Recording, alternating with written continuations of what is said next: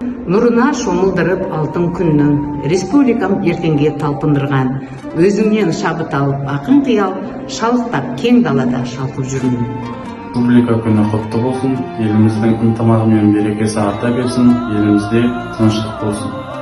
Сіздерді республикамыздың әр азаматы үшін айтулы мереке күнімен шын жүректен құттықтаймыз. Еліміздің сәулеті, жеріміздің дәулеті жолындағы еңбектеріңіз табысты болсын. Мерекелеріңіз құтты болсын, туымыз тұғырлы, еліміз ғұмырлы болсын. Барлықтарыңызды 25 қазан республика күнімен құттықтай отыра, отбасыларыңызға табыс пен береке, елімізге тек қана тыныштық пен жақсылық болғай.